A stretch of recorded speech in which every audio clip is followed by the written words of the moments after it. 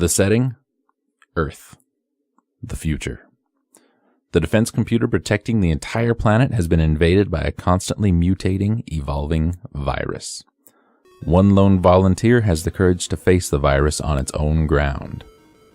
Converted to raw data and transferred into the circuits of the computer, the molecular structure of this brave warrior is transformed by the as-yet untested image transfer system. Into the circuits of the computer steps an unlikely hero, the Quantum Fighter. 6 levels of challenging action, unequaled game control, and a surprising arsenal of weapons. This is Kabuki, Quantum Fighter, brought to us by Human Entertainment and HAL, released in 1991. And kind of like Metal Storm and Shadow of the Ninja and a couple of those other kind of action-y platformer games we looked at the last couple of weeks, really, really quite good.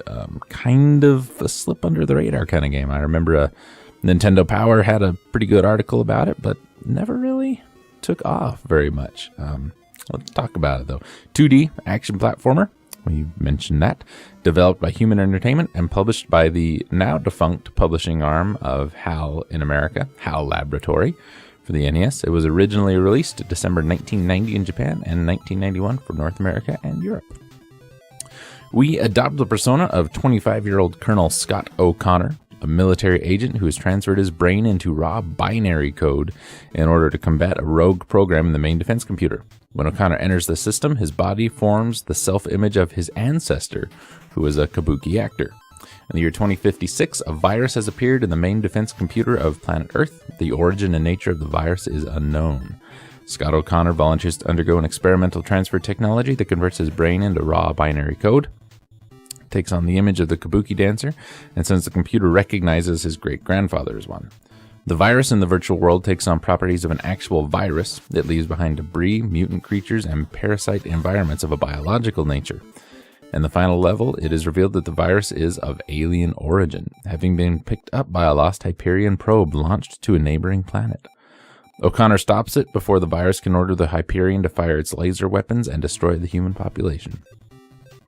Despite the futuristic spin on the plot, the global defense computer runs on a simple 6502 central processing unit, a common feature among console video games and personal computers during the 1980s. One of the programmers had recently learned the programming language for the 6502 and wanted to show it off while assembling this game. Well, there you go. Field is generally side-scrolling with a single long room and a boss at the end of each level. We use their long hair and chip-based weaponry, to attack enemies inside the computer. Upon beating the game, the sound test menu is active with a 2-frame animation of Scott under his Kabuki guys bowing. He also says to watch for him in his next game, which never came to be. Which is too bad because this is quite a fun game, quite a good game. I think I remember beating this when I was a kid. I can't quite say. Yeah, it's an interesting little concept, an interesting little idea. But, you know what? It makes for a really good, solid platformer. Really challenging, but not overly so. The chip-based weaponry thing is kind of neat. Kind of throws in a little range attack kind of thing, because your hair attack kind of sucks. So does your duck kick. Not really very good. But the ranged attacks, while generally weaker, are pretty nice. And pickups are pretty plentiful. You shouldn't have too much trouble.